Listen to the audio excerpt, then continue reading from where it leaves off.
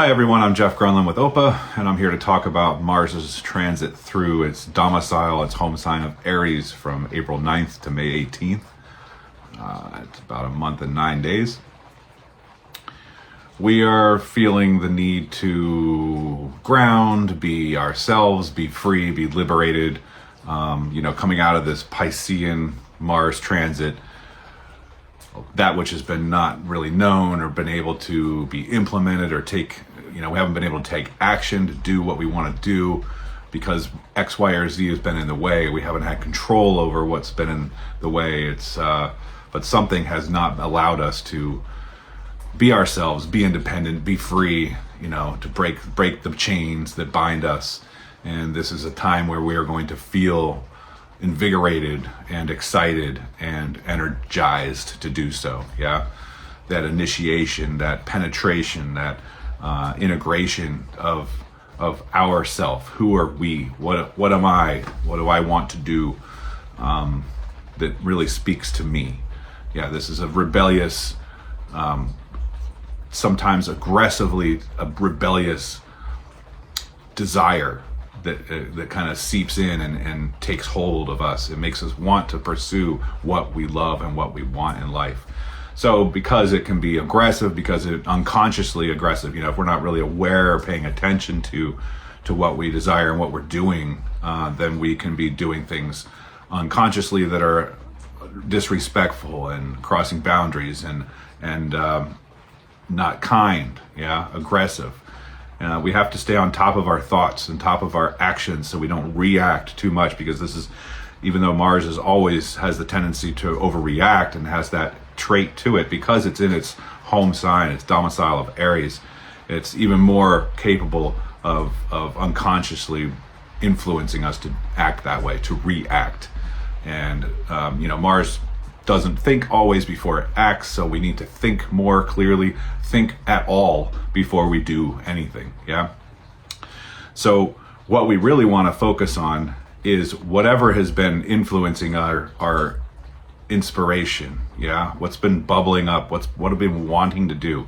We always kind of have things lurking in the back of our minds, in the back of our spirits, that want us to fulfill something, to take action and do something about what we desire. And so this is a time where we can really strike a match and make it happen. So let's think about that and not think about it, right? We don't want to not think about it. We need to think about what we want to do before we take action, so we're not doing something recklessly and carelessly, because acting without thinking first is reckless, is careless. So we need to stay on top of our thoughts. We need to be aware. We need to be mindful. And with Mars having been in the sign of Pisces for the past, month and a half, 2 months, we have felt this desire, this need, this passion to do something, but we haven't really known exactly what it is. Maybe we've had all kinds of ideas and thoughts and feelings that we can't control, that we haven't been able to be super in control of what we're doing and what we have been wanting to pursue. Like it's almost as if we haven't been able to pursue what we want to do for some reason that we don't understand or we don't have any control over.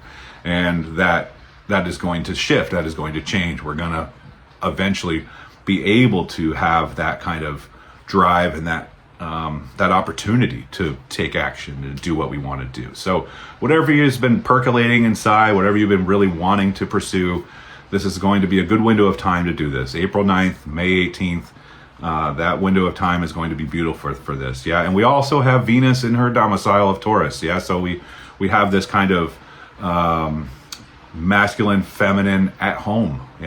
So we can really feel into what we love and what we desire and what we value with the Venus in Taurus, as Mars is in its domicile of Aries and the kind of independence and the freedom to be us.